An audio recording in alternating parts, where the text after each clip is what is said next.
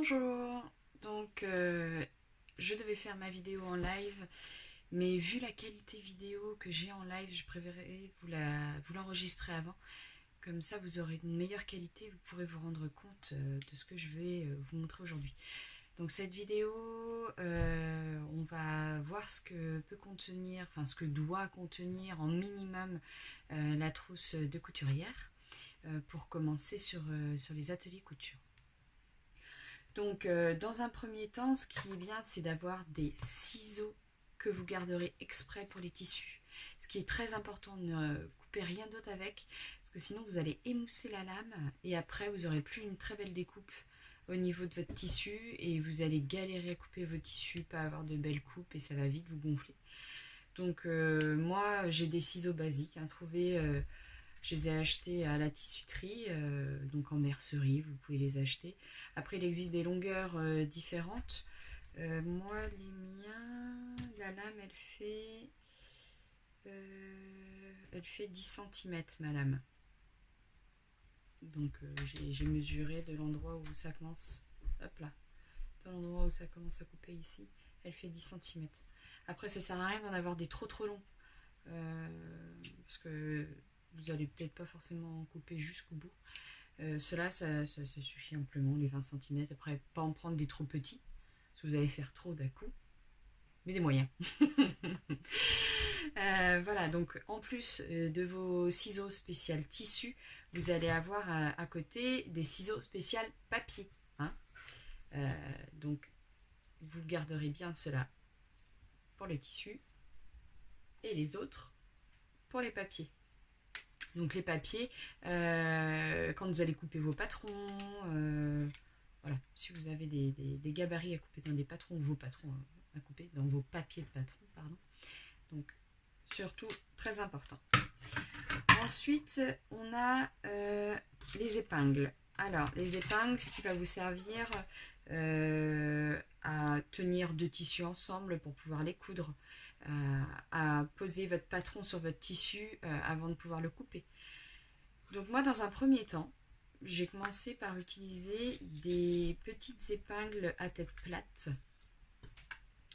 Donc je ne sais pas si vous allez bien les voir, des petites épingles à tête plate, mais elles sont relativement assez courtes, celles-ci. Des fois, la prise en main n'est pas évidente, surtout quand on débute dans la couture. Après, il existe des épingles à tête ronde. Alors, des fois, il y en a avec tête en verre, ils appellent ça. Mais attention au diamètre, par contre, de vos aiguilles, de vos épingles, pardon. C'est écrit sur les boîtes. N'allez pas au-delà d'un diamètre de 60 mm. Hein, 0,60. Parce que sinon, ça va vous faire des gros trous dans vos tissus, surtout dans des tissus délicats ou même des simili. Si après, plus tard, dans la couture, vous commencez à coudre des simili, ça risque de vous faire des gros trous dans les simili. Donc, moi, je vous conseille les épingles à tête ronde comme ça, des 60 mm. Elles sont très bien au niveau de la prise en main et elles sont beaucoup plus longues que les petites épingles à tête plate. Je ne sais pas si vous allez bien voir avec mes gros doigts. Hop, hop, on voit pas trop. Attends. C'est pas évident, hein. Ouais, déjà comme ça. Hop. Voilà, déjà la grandeur. Il y en a une qui est plus grande que l'autre. Donc c'est beaucoup mieux pour la prise en main. Donc je vous conseille celle-ci.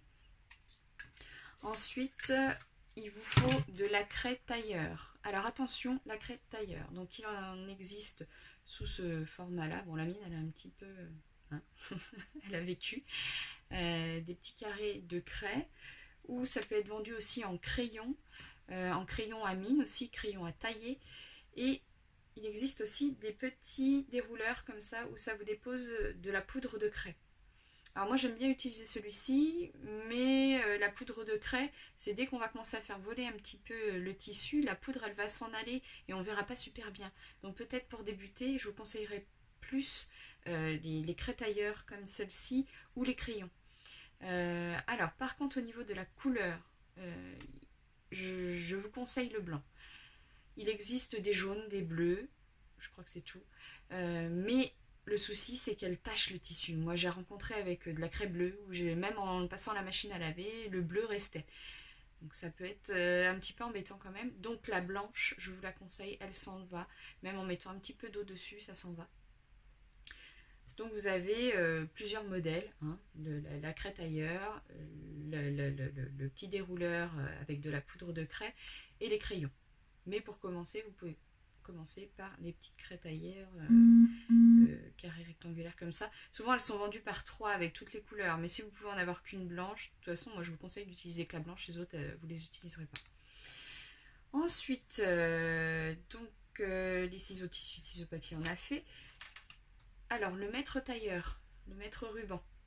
Donc ça, il en existe aussi avec des dérouleurs, mais moi je les aime pas parce qu'en plus souvent ça fait pas long feu. Au bout d'un moment, vous n'arrivez plus à les rentrer dedans. Moi j'aime bien cela parce qu'en plus, vous pouvez les mettre autour du cou, comme ça vous cherchez pas partout où est votre mètre. Voilà, donc un mètre ruban. Après, très utile, le découvite. Alors moi j'ai pris celui qu'il y avait dans ma machine à coudre. Donc là il est dans son petit étui. Hop. Donc le découvite il est comme ça. Donc ça vous permet de couper, si vous vous êtes trompé, de couper vos points. Mais attention parce que ça coupe très bien. Donc vous pouvez couper le tissu. Donc à utiliser vraiment doucement. Donc il y a le découvite comme ça. Et moi, ce que j'ai aussi, c'est un petit coupe-fil. Un petit coupe-fil comme ça. Alors, c'est encore mieux que des ciseaux. Parce qu'on n'a pas besoin de mettre ses doigts dans les petits trous du ciseau. Là, directement. Et je trouve que j'y arrive plus facilement avec ça. Mais, si vous voulez commencer avec le découvite qui se trouve... normalement, vous en avez une dans votre machine. Après, ceux qui viendront aux ateliers couture et qui auront un prêt de machine à coudre, le découvite, c'est pas la peine d'en acheter un, il sera compris dans votre prêt de machine. Hein. Mais pour ceux qui emmèneront leur machine, normalement vous devez en avoir un dans votre machine. Si toutefois vous trouvez qu'il coupe mal, vous pouvez en racheter un autre. Voilà. Ou sinon, après, moi je sais que j'aime bien ça. Donc, vous pourrez les tester aux ateliers couture si ça vous en dit avant d'en acheter. Voilà. Ensuite, ce qui est bien, c'est d'avoir une équerre et une règle, hein, des trucs basiques, les équerres et règles d'écolier. Donc pour faire ses patrons, même des fois pour pouvoir tracer des traits sur certains projets au niveau, enfin tracer des traits sur le tissu. Donc une équerre et une règle. Donc ça, c'est le basique à avoir. Donc je répète, les épingles à tête plate ou à tête ronde, hein, suivant ce que vous préférez. Moi je vous conseille celle à tête ronde. Si ce que j'ai oublié, les aiguilles. Parce que souvent on termine des projets à la main. Pour la petite dernière couture, pour qu'elle soit invisible, on la termine à la main. Donc souvent elles sont vendues en lot avec différentes grosseurs. Donc prenez un lot d'aiguilles à coudre. Voilà.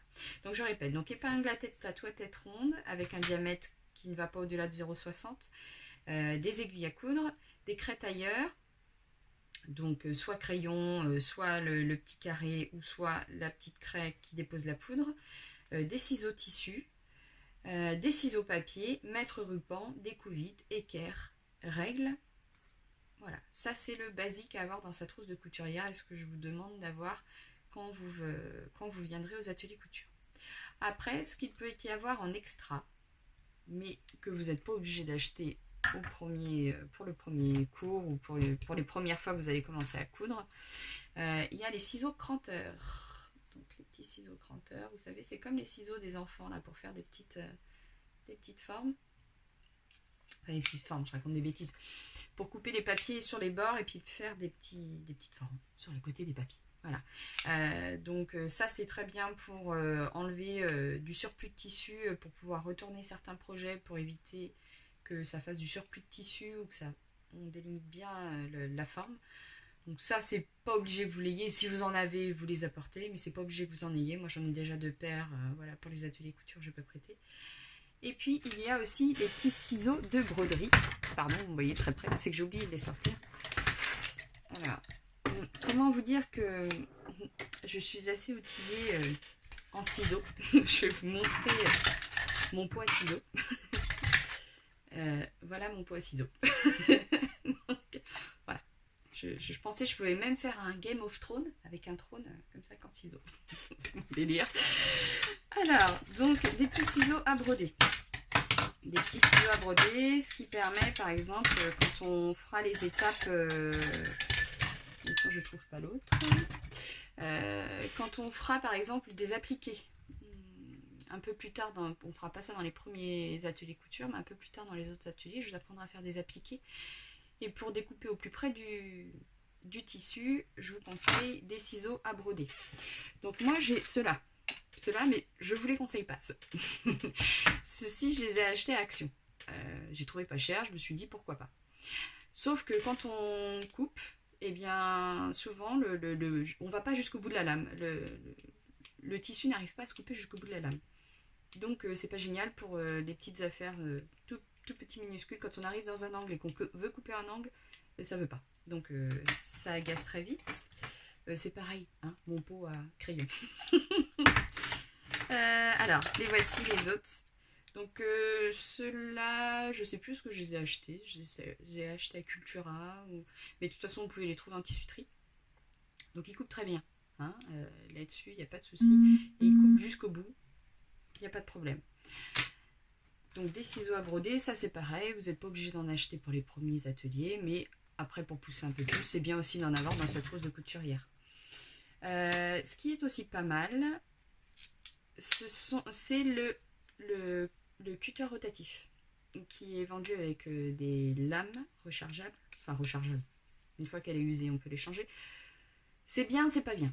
Déjà, pour pouvoir couper avec un cutter rotatif, il faut avoir un tapis de découpe fait exprès. Parce que si vous coupez sur n'importe quelle surface, ça va émousser votre lame et ça va vous couper votre tissu une fois sur 4. Ça va pas être génial. Donc, ce qu'il vous faut quand vous avez un cutter rotatif, c'est avoir un tapis de découpe. Donc, il en existe des dimensions différentes. Moi, le mien est très grand, mais il en existe des plus petits. Et donc vous pouvez couper votre tissu avec ça. J'ai utilisé au démarrage. Et puis après j'ai trouvé que c'était quand même mieux de faire avec des ciseaux. Puis comme ma lame s'émoussait très facilement, je sais pas comment ça se fait. J'avais beau, enfin il fallait que j'en achète régulièrement pour avoir une belle découpe, quoi. Donc ça je vous conseille sans plus. Hein, sans plus. Alors très important. Aussi, ce que je n'ai pas expliqué sur ma précédente vidéo, c'est quand vous achetez du matériel de couture ou même du fil, surtout, vous achetez en mercerie. Vous n'allez pas acheter, par exemple, quand il y a les machines à coudre qui sont très bien chez Lidl. Mais par contre, les petits accessoires qu'ils vendent à côté, des fois ils vendent des petits kits avec des petites bobines de fil et même des canettes déjà faites. Vous dites, ah c'est génial, j'ai pas besoin de faire et tout. Sauf que la qualité du fil est merdique. Ça va encrasser votre machine. Le fil, il va faire que de couper. Alors pour commencer à coudre, il n'y a rien de tel pour vous démoraliser et puis vous faire arrêter de coudre.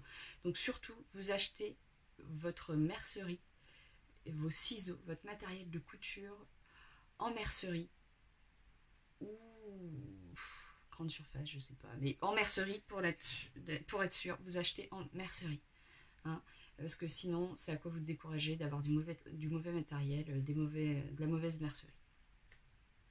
Voilà, donc je pense avoir fait le tour un peu de tout. Vous n'hésitez pas à me laisser des messages soit en dessous de la vidéo ou soit directement sur la page Facebook. Je vous répondrai au plus vite. Voilà, donc désolée du coup que le live s'est transformé en vidéo enregistrée auparavant, mais je pense qu'au niveau de la qualité vidéo, vous y gagnerez. Donc je vous souhaite une bonne journée et puis je vous tiens au courant sur la page Facebook Nausicaa Créa Atelier Couture des avancées de la mise en place des ateliers. Voilà, n'hésitez pas. Allez, ciao ciao!